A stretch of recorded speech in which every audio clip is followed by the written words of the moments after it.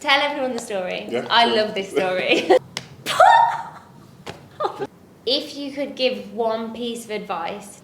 Aim as high as you possibly can. Hey everyone, so I will be interviewing the founder of High Living Estates. We'll be getting to know a little bit about him, his story, the background, and really the vision on HLE and where Shai is looking to take it. So, intro, tell everyone a little bit about yourself, and yeah. Cool. So, yeah, my name's Shai. Shaim Prince is my full name, Shai for short. I'm 26, founded High Living Estates at 23. Founder of a property investment agency based in Birmingham, soon to be global. And yeah, that's me. Cool. So, with being the founder of HLE, what's the story of like when you founded it? Do you remember where you were when you founded the company? Like, just tell everyone the story. Yeah, I sure. love this story. So, bit of background on why property investments, etc. Always wanted to own property. Grew up very, very business focused. I was one of those kids in school selling stuff, drinks, chocolates, etc. From as young as I can remember, I was always trying to do some form of business hustle. Fast forward to 2022. I was working in insurance, absolutely hate it with a passion. And actually, if I rewind to 2021, late 2021 was when I decided that I wanted to set the business up. I'd been in the job I was in for probably a few months, and it was a bit repetitive, and it just wasn't for me. Very brain numbing, to say the least. So I remember I was messaging you around November time saying, this is what I want to do, would love to have you on board. And yeah, it took some convincing, but yeah, so from November was when I decided, I want to set up a property investment company with the goal of growing into a global agency, serving a massive amount of value to people that want to get into property, already into property, scaling, getting started, everything above. From November to February was me basically trying to figure out what the business is going to be called, what does the structure look like, what does the business model look like, and then after research over those few months, it hit March and I was at work, and most of this time I was at work, watching those YouTube videos, reading loads of blogs, etc. And I remember I was on the phone to a client at the time, and it sounds bad, but I was thinking about what I'm calling the business, because all of that time as well, I was trying to figure out what I'm going to call the business, what to look like, and I knew that I wanted it to have some form of estates, because the goal was to build luxury homes, my own private estates alongside commercial skyscrapers, all the big stuff. So I was on the phone to a client at the time, selling them insurance, and the name came to me straight away. Went on company's house, got my headset on, talking to the client. I must have blacked out at some point. Typed in the company name, seen it was available, and I've just started the process of setting the company up. I couldn't tell you what the client was talking about because I completely zoned out. At that point, I remember messaging you saying, I've registered the company, I'm ready to get the ball rolling, and you was still not on board at all. You still like, give me a couple of months, let me do my probation, because you just got into a law firm, which was, of course, for you, dream job. Mm-hmm. And for me, I was in the furthest thing from my dream job. I remember I handed in my notice, I think it was the next day, and then I had a 2-week notice period. First week, I was literally sat at the office, feet up on the table, just didn't care. I was like, I'm done. I'm about to change my life. Week later, I think you'd signed up for some education, and sent me the message, and I said, yep, cool. I remember I stood up, and Tej, who now works for us, was sat next to me, and I looked at him and I said, I'm done, I'm gone. And he said, what do you mean? I said, no, I'm done, I'm going. He said, wait, let me get a manager. He ran over to one of the managers. Manager came over to me and he said, are you sure you want to do this? You know, if you leave, you'll never be able to come back. And I said, I promise you, once I leave these doors, I'm never coming back through. And never looked back since, and here we are today. Yeah, and I think that's one thing that people love when we tell them about our story is that we genuinely had no clue what we were doing, did we? Not a clue. And we actually quit our jobs. We had no business plan. We had nothing. Like we had a lot of people, and for the people watching as well, you usually start a business alongside working a 9 to 5, and you build that up and you scale it, and then you're like, cool, I can quit my job now. Whereas we just quit. I had no idea what we were doing, and I think a lot of people love that part of our story, don't they? And I think it resonates with a lot of people, definitely. 100%. And I think that was the beauty of it all as well, though, is because we didn't have a clue what we was doing. Yes, we had an idea, of course. If not, we wouldn't have been taking the risk. Yeah. And for me, like I said, because I'm very business focused, I had quite a strong concept of what needed to be done to get it to where I wanted to get it to. But even looking back now, even was going on viewings, you used to go to viewing with a clipboard, taking notes and all these type of things, and it was just stuff that we just didn't need to be doing. But I think because we'd put ourselves in that position, it's what enabled us to really see the growth, because it was fight or flight. It was either make it work, or in my eyes, as morbid as it sounds, in my eyes it's either this or death, because I refuse to go back to working for someone else. Yeah. So one thing as well, and I think you touch a lot on this drive that you have and that you've always had an entrepreneurial mindset. So I think it'd be really good for people to know actually about your upbringing, where you're from, your story. Yeah, so as you said, for me, I've always wanted more from life. On a personal side, lost my dad at 4 years old to suicide, which that messed me up as a child. It was just me and my mum, and obviously it being just me and my mum, it was a case of me seeing her grafting non-stop, grafting, whether it's multiple jobs or just late hours, just always working. And then a lot of people around me, I don't really have business owners around me, entrepreneurs or highly successful people within the family. Yes, there's people that are doing really well, but there was no one of like a massive level of status or wealth that I could really look at and be like, yeah, or that I could lean on. And for me, it was seeing certain family members struggle in certain areas, seeing my mum struggle in certain areas, and seeing how hard she was working. For me, I was like, nah, there's so many people out there that are doing so much and have achieved so much, and if they can do it, so can I. And I've kind of always had that mindset, and I think that's another reason why, from a young age, I was always trying to make money or trying to figure out a business idea or figure out some way I can kind of just create another level of comfort for myself and my mum. So even down to when I started secondary school, my mum would give me £15 at the beginning of every week, and that would cover my lunch for the week comfortably as well. And on that Monday, I would go to local shop, I'd spend the whole £15 on drinks, chocolates, sweets, whatever the case may be. And my mission was sell all of this so I can make my money back, make a profit, and then my lunch money's back for the week, and then I can keep doing the same thing, and build up my own pot, which is what I did. Even down to the point I remember the first thing I ever sold, which was a Soulja Boy CD in like year 3. And I remember where I was stood, I remember how much I sold it for, I remember who I sold it to. But yeah, for me it was always, if other people can do it, why can't I? So I've always just kind of held on to that and always just aimed for the stars. And a lot of people would say a lot of my dreams are delusional, but for me it's a case of if I don't aim for the highest level, I will never even get to middle level. So yeah. So then, would you say that your mom is your why, or like what is your why? Like, why do you do what you do? I think it's a mix. I think that question of what is your why, I think a lot of people have one, but I think for me it compounds into so many different answers. Number one, obviously, is my mom. Like me and my mom have been through a lot, and for me, just to be able to repay her for everything she's done for me is just like every kid's dream. It's always to give back to their parents. Yeah. And I think to be able to show her, even with what we've achieved now, it's to be able to show her what life has to offer and what can be achieved, I think is a massive, massive blessing. And be able to show her, like, you've put in all this work for me, I'm now putting in all this work, and now I can give you a life that you could probably only ever dreamed of.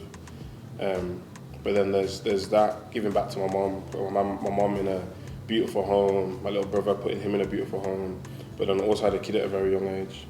So having my son at 15 years old, for a lot of people that would have been the end to success, or a lot of people have said on paper, you've ruined your life, etc. Whereas for me, it was like, okay, cool. I can either make this impact me in a negative way, or I can be the best example to him. And for me, I want to be exactly what I wanted and never had for him. And even now, he sees I'm always grafting. I'm always putting my best foot forward for the sake of him. And I want him to be able to come to me at the ages of 18 and have financial backing from me, and not just putting money in his pocket, but putting things in place like Vanguard accounts, compound interest accounts, and putting stuff in place for him so that when he's at that age, it's a case of, we've put this in place for you, and you've also got access to all of the knowledge that I've got, all the resources, all of the connections that I've got, where you're able to now have a 20-year head start, let's just say. But then I've also got all of the rest of my family. I could go on for days. My grandma, that's my best friend. For her, I just want to show her that, like, she moved to the UK moving from Jamaica, and anyone that's got immigrant parents or grandparents would understand that they've took a risk, and if it weren't for them, I wouldn't be here. So even just for her to show that the risk that she took, it was worth it, and just show her that, you know, we can do a lot. And then on top of that, it's just everyone else, the clients, the partners. The whole reason I set up the business was for the purpose of bringing genuine value to people. Now, I wanted to go into property. I didn't have the knowledge, I didn't have the resources, I didn't have the connections, I didn't have the capital. And a lot of people are in those same positions. So if we can come in and be that trusted partner, or just that knight in shining armour that can come in and really help someone get their foot off the ground, or help someone scale their portfolio, for me, seeing people win is everything. So if I can build something where not only me and my family and my team can grow, but all of the people that we interact with can benefit as well, whether it's our partners, where by working with us they increase their sales, or the clients where they start here and want one property, now they've got 50 properties. It's about bringing value to everyone we possibly can. So yeah, I want to make sure that when my time's come and gone on this earth, that people can look and say, you know what, Shai had a big impact on everyone around him. So yeah, yeah. Definitely. Even just like a small anecdote to add there, I remember when you were working in bed the other night, and your son texted you and he said, "What are you doing?" And you sent him a photo of the laptop and he said, "Working in bed." And what did he text you and say? He said, what did he say? He said, "Please stop." He said, "Stop now," because I'm always working. He said, "Please stop now," and I said, "I'm trying to buy you that Lambo, so I can't." And then he put, "Ooh, don't stop." And as much as it's funny, but it's things like that, man. I want to make sure that I can give him a life that most can only dream of. And again, for me, there's a lot of people I wish I had around me at a younger age to guide me down the right path. Unfortunately, I had the right mindset, but I think if I can be that example and put things in place for him where he doesn't have to worry about that, and he can build something and actually work for it, regardless of my success. I could be a multi-billionaire. I'm still not going to just give it on a plate. It's about giving him the resources that he can, so that he can actually build it for himself. Yeah, and I think as well, tying in with that, even the company, HLE, we're really big on helping people build that generational wealth, aren't we? And I think just from variety, you know, we've helped people who are 18 start investing, haven't we? Yeah. And then all the way up to, we've got people in their 50s where they're like, "Oh shit, my pension isn't good enough. Can you guys help me right now?" So I think it's really, really at our core, isn't it? That generational wealth is so important. 100%. And I think it's one of those ones where a lot of wealthy people hold their cards quite close to their chest. And don't get me wrong, I can understand why, but I don't agree with it. And I think there's so much to be achieved in this world, and I'm a strong believer in the fact that you can achieve a lot more with the right people around you than you can on your own with all the knowledge, all the resources. And one thing I always said to you, I've always said, I will never sell the company and X, Y, and Z, but it goes back to what I've just said in the sense that there's a lot of people that will sell, let's say 70% of their company, and they will make 10 times more by having someone else own 70% of their company than they would if they owned 100%. Yeah. And that's the way I see it. It's, grow together, win together, man. 100%. So going back to HLE and what you do and what we do, what's an average day for you? Like an average day, what are you up to? What are we doing? What is the business doing to help give that value to clients? So It's a mix of things. It's a mix. So if we talk about as a team, we're sourcing properties all day, every day. And there's individual people that have those responsibilities. So we've got people that are sourcing all day, every day, whether that's through strategic partners, direct to sellers, etc. There's so many different ways we're doing what we need to do. And then we're on phone to clients. We've got thousands of clients on our books that we've got their requirements. We know exactly what they're looking for. We know exactly what they're trying to achieve. So we're every day looking at how can we position this client in front of the right opportunity that aligns with what they're trying to achieve short term and long term, so that they can get to where they're trying to get to. And yeah, that's it. We're on the phone all day, every day, emails, calls, meetings, golf days, events. Just we're doing everything we possibly can to just increase that value and those deliverables to our clients. One main question that I wanted to touch on as well. So what are the plans for HLE? Where is HLE going? Okay, so one thing you've obviously heard me touch on a lot is the long-term value that we're delivering to people and the level of impact that we want to bring to people. And for me, I think that then expands into something so much bigger than just a sourcing agency. So for me, the sourcing agency is kind of the first step. That's what allows us to build our connections, build our reputation, build our credibility, build our client base, build everything, build our foundations so that we can build something so much bigger onto it. And for me, this business is something that I want to grow into something that is still standing when our time's come and gone. So for me, I want to grow this business into what would be a wealth management organisation where we're actually helping people on a much larger scale, whether you've got ultra high net worth individuals, family offices, etc., that want to partner with us, or we then take on ultra wealthy families where in essence we're investing for them. That's something that I want to do. I want to have a global presence as to where we are the trusted partner for a lot of people's success, the reason for a lot of people's success, the people that people trust with their finances, trust with their future to really create and make a difference. So yeah, I'd say that's what it is, to grow into a massive wealth management organisation and carry out major developments ourselves. For me, developments is a massive thing. I come from a creative background, so for me, property on the development side is where that creativeness can thrive again. So I do also want to have a massive development arm of the business whereby we are developing for clients, we're developing ourselves, building commercial premises, housing estates, everything you could possibly think of. I think it's a lot to achieve, but that's what we're working towards, and we'll make it happen. Yeah, and I think also touching on the building houses for people. Yeah. I think one thing we've also spoke about a lot with our charity partners at Basil's is actually building developments where we can just provide housing 100%. For those who genuinely really need it. So if you do look on our socials as well, you'll see we work with St Basil's a lot. We're not going to go over it now, but have a look into them. They're an amazing charity.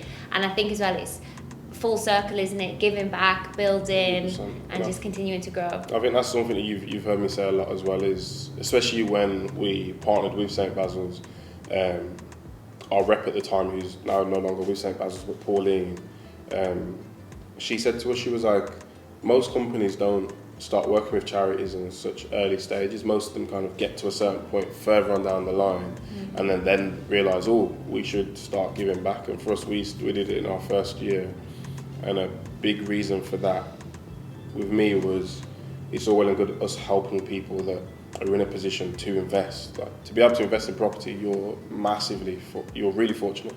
You're really blessed. And for me, it's a case of, it's all well and good helping those people. What about the people that aren't fortunate to have enough funds to have a roof over their head, put food in their mouth? So for me, it's about building something where we're helping people on both sides. And even with working with St Basil's, the reason that relationship started was because we'd had a client that took a property off us, and when we went to go see the property with them after they'd taken it on, there was a homeless guy there asking for food, no money, just wanted food, and there's hundreds of people walking right past him.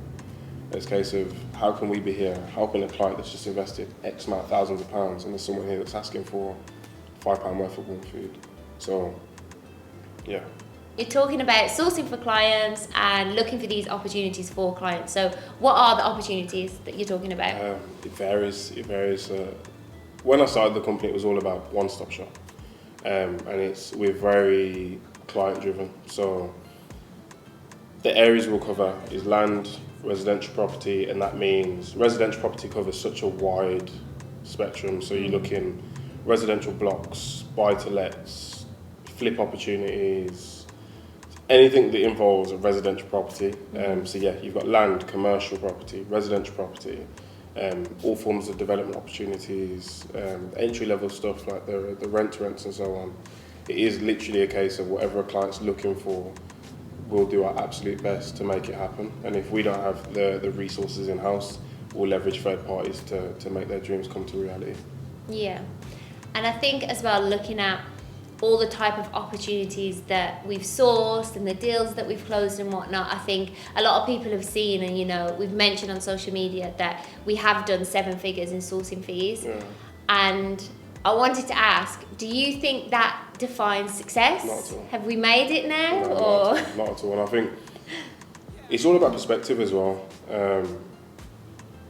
When I was younger, if you told me that, yeah, you would have had a company where you've generated over £1 million in sales over X amount of period of time, etc., etc., I would have thought, yes, I've made it. Living a dream life, and it's not that. And I think it's one of those ones where the more you experience, the more finances you see, the more you start to realise that, number one, certain things don't have as much value as you think, and it's not always as straightforward as you may think. So as a kid, not understanding corp tax, employee contributions, VAT, etc., all those things also come into play, which takes a massive cut. But yeah, I don't think it defines it at all. I think success is about knowledge, the value that you bring to people around you. I think, like when I talk about the level of impact that I want to have on all of the people we interact with, short term and long term, for me, being able to have thousands of clients that have made millions of pounds with us, and partners that have increased sales revenue by even just 2% by working with us, just having a positive impact on people. We've got clients where they've taken properties with us and they've had a kid, and they've, for the first time in their life, been in a position where they've actually been able to not have to worry about booking time off work or being present as a parent, because we've helped them create that sense of freedom to be able to be present. For me, that's success. That's real wealth. Mm-hmm. And I think the more you can build on that, that's where the success comes from, if that makes sense. And like, as you know, we've met so many people where they're worth tens or hundreds of millions and they're not happy. And how can that be success? Yeah. Even for me now, I'll be completely honest, there's a lot of what I used to dream about I've now got. And not even necessarily from the material side of things, but business, things that we've achieved, etc. And I'm not happy. And I think a big part of that is because there's so much more that I want to achieve. There's so much more of an impact that I want to have. I want to benefit more clients. I want to have so much more of a bigger impact. And I think that's where you find the success, personally. Yeah. No, definitely, I agree. And I think one thing people don't realise is hitting 7 figures. 1, it does not come easy. And 2, the shit show that it comes with in terms of mistakes, learning from mistakes, other people messing up for you or messing up deals or whatever it is. So let's talk about some of the challenges. Challenges, where to start? Like, honestly, no day is a smooth day. No day is ever a smooth day. So true. You know what? Don't get me wrong, there are a few. A couple. But you can have a morning where everything's going right, and then the last hour of the day, absolute shit show. Mm-hmm. Especially when working with third parties, and I think that's the biggest thing that we've been reviewing a lot, especially over the last year and a half, is how we can increase the efficiencies in-house. Because when working with third parties, especially when, like us, we pride ourselves on quality so much, and we understand as well that we've been in business for 4 years, and there's a lot that we don't know. There's a lot that we're working towards evolving into. So there are occasions where we do have to leverage third parties until we've got certain services or whatever in-house. And when working with third parties that don't necessarily pride themselves at the same level of service that we do, that can come with a lot of issues, especially if you've got a client that has gone through an incredible process with us. And that's not to blow our own trumpet, but I'd like to say that we pride ourselves on such high quality, and it's something that I'd say we get a lot of feedback on. Yeah.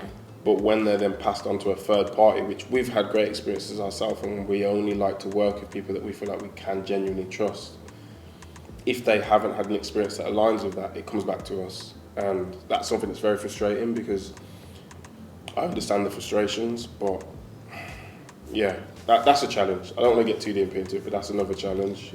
Yeah. Just to add on that, so for everyone watching, if you don't know what we do in the sense of what an investment sourcing agency is, we are technically the middle person, in the sense of we work so hard to build relationships, to get these properties and these assets for clients, and then we pass them over. So you have to think we're kind of the people where people see that they're buying the service from. Yeah. Like, we're running around for the person that needs something to make their life 10 times easier. Yeah. So when anything goes wrong, naturally, people do point the finger at the sourcing agent, I'd say. Even the smallest things, like a leak comes in the property. Oh, well, you found me the property. We can't control what happens with leaks, or a management company does something silly, or I think that's one thing that is really tough and a challenge 100%. as a sourcing agent, is that a lot of things always come back to us, even when it's not necessarily our fault, but we'll always try our best to mend it. 100%. And I think that's one thing that I'm very grateful for, is we've built very strong relationships with our clients, and that's something that I always bang on about, is the value of a relationship. The clients, the partners that we work with now I don't want it to just be one transaction and we never speak to them again. I want to be working with the same people for the next 10, 15, 20 odd years, because again, it touches on that thing of we're trying to build something that brings significant value short term and long term.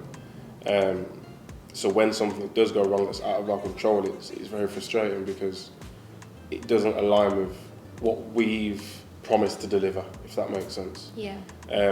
But again, there's other challenges, even just down to growth, especially in the earlier stages. In this industry, a lot of people with more experience will look down on people that don't have as much experience, but that doesn't mean we're not able to deliver. And that can come with its frustrations, especially when you know you've got an incredible opportunity, but due to lack of experience in the earlier stages, people just won't necessarily take you as serious. And that frustrates me purely just for the simple fact that they're missing out, and I want them to benefit from what we've got. But again, it's something we've grown into where we're able to gain that experience and be able to deliver, so it's not too much of an issue. And I think even also as well, just to add and touching on things that we talk about often, because when we go back to the beginning and we had no business plan, we didn't really have a clue how to start a business, there's a lot of things I think we didn't have in place and we missed, even from things like a CRM and all the systems in place that you always used to emphasize how important they are. When you start a business and you don't know what you're doing, there's so much you miss, isn't there? And that's the thing, like you just said, it's funny, because those are the things that I was talking about from the very early stages. CRM system, processes, having someone in the operations, etc., etc. And don't get me wrong, they're things that a business needs, but you know me as well, I always think to the highest level. But then in the early stages, we didn't understand the importance of, we need these things in now. And although I was talking about it, it was like, okay, cool, let's focus on this and this, and then we'll get to that. And then we realised as we grew, and we managed to grow quite quickly, if we'd put those things in place earlier, it would have helped so much in so many different ways. But it's part of the journey. It's one of those, you don't know what you don't know. And the beauty is you grow through the challenges. And I think that's one thing that I love with our clients, is a lot of them can see that we're so receptive to feedback and opinions that we can grow and always push to improve our services, our deliverables, and everything that we do. So talking on challenges, let's talk about one challenge. Shai doesn't know I'm going to ask him about this, Mike. Okay, interesting. Social media. Okay, yeah. We're doing this right now. So let's talk about social media, the challenges of it, the idea of hating being on social media, but you have to for brand, because a lot of business owners now feel that pressure, don't they, to be on 100%. social media. And I think it's funny you say this. This is something that me and you have gone back and forth on a lot. A lot. For me, growing up, I always wanted to be extremely successful, and not just from a financial standpoint. Generally, just being someone who people can look up to. Again, you can't be someone to look up to if people can't see you. But for me, a big part of that was still getting to that level of success and being the guy behind the scenes, in the shadows, that people can't really see. And if you know, you know. And if you don't, then you don't. And that's kind of always how I wanted things to be. I'm a guy that doesn't really like attention. I like to just kind of stay in my own lane. And if you see me, you see me. If you don't, you don't. Yeah. And yeah, social media is something I've battled with a lot, purely just because I just don't like the limelight. Someone can give me a compliment and I don't know how to take it. And I think just we live in a world where everyone's got an opinion, and I don't care for the opinion. Unless it's going to help me grow, I don't care for the opinion. So for me, I just try to shy away from it. But in this day and age, like you say, personal brand is everything. And I've had an interesting relationship with social media purely just for the simple fact that I just didn't really want to put myself out there. But then as we've started to put ourselves out there, I've seen the dividends that it pays, and it's something that I'm working on. And this is a big part of that. This is a big part of it. This is definitely a big part of it. Me interviewing you and But grilling you. 100%, but I think that's the thing as well. Like for example, like we have so many people that approach us, and we'll be on our food shop, for example, and we've got people that come up to us and say, I've seen you on Instagram, or especially that we always get, I've seen you on LinkedIn. And I had a meeting today with someone who's been on our books for about, I want to say around 8 to 12 months. And they've shown interest in acquiring assets, spoke to a few different team members over the past few months, but they've never really committed. And we met them, we bumped into them at an event we was at in London on the weekend.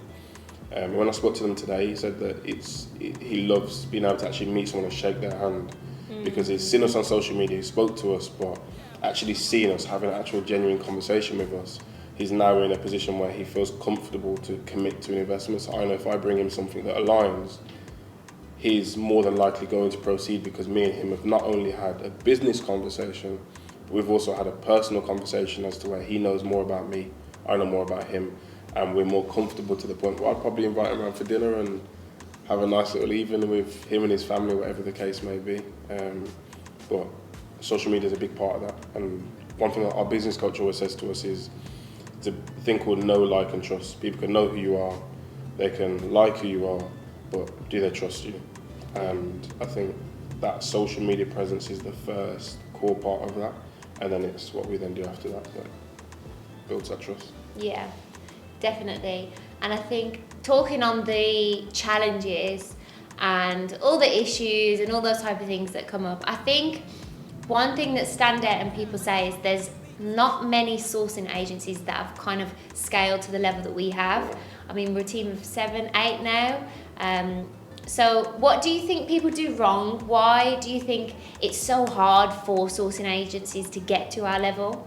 I think, and again, it's subjective. I don't want to put everyone in the same category, because a lot of people put all sources in the same category.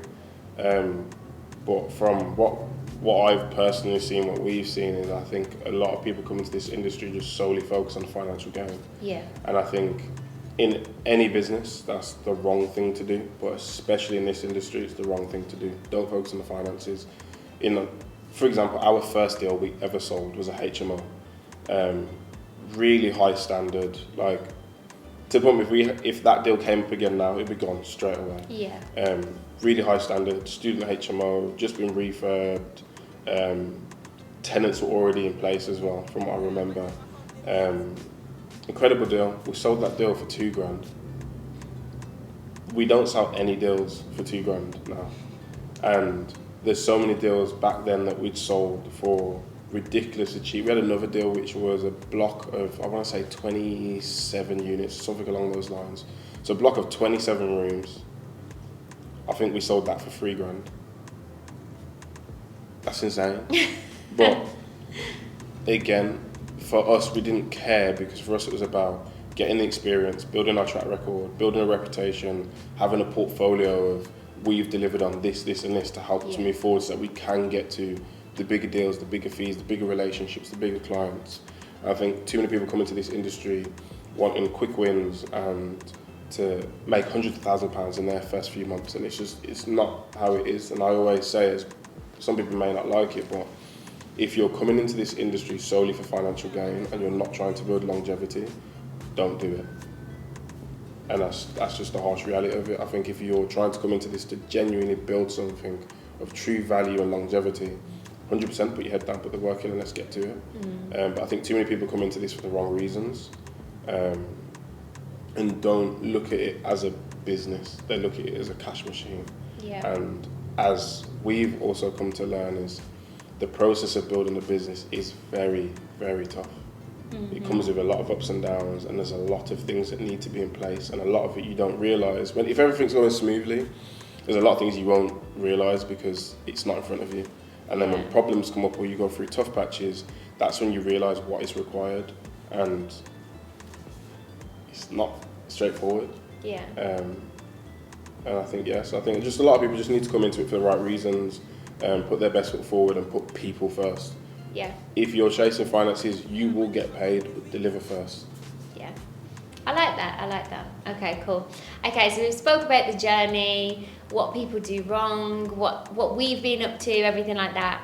I think the last thing that I'd love to end on, if you could give one piece of advice to a young entrepreneur right now, it doesn't have to be property or anything like that, a young entrepreneur, let's say 13-year-old you, sat watching this right now, what advice would you give? Aim as high as you possibly can. Don't let anybody talk or water down what you're trying to achieve. So if you want to build a £1 trillion business, aim for that. And don't let anyone tell you that you can't achieve it or it's unrealistic. That's another thing with me. I hate the word unrealistic. And a lot of people in property will be like, that doesn't make sense. But I think just aim as high as you possibly can and work towards it. Because there's that saying where they say, aim for the moon, and if you miss, you land amongst the stars. Yeah. And that's the way I see it. Same way as in school, if you're aiming for a B and you don't hit it, you'll probably get a C. Whereas if you aim for an A star and you miss it, you're going to land with an A or a B. So you're going to land in the top three. Yeah. And I think that's the way I see it. Just aim as high as you possibly can. Don't give up. It's not going to be easy. And you need to accept the fact that it's not going to be easy. But by it not being easy, it means you'll grow a lot. You'll grow a lot. And I just think, you just have to aim. Have to aim high. Have to aim extremely high and just don't give up. So, nice. I like that. Yeah. Perfect. Well, thank you guys so much for listening to our amazing founder, understanding our story. And there's so many of you that we would love to meet as well. So, share the video, let us know your thoughts. What type of content do you want to see from us? But hopefully, we'll meet some of you in the future. 100%, most definitely. Perfect. Thank you guys so much for watching. Appreciate it. Bye.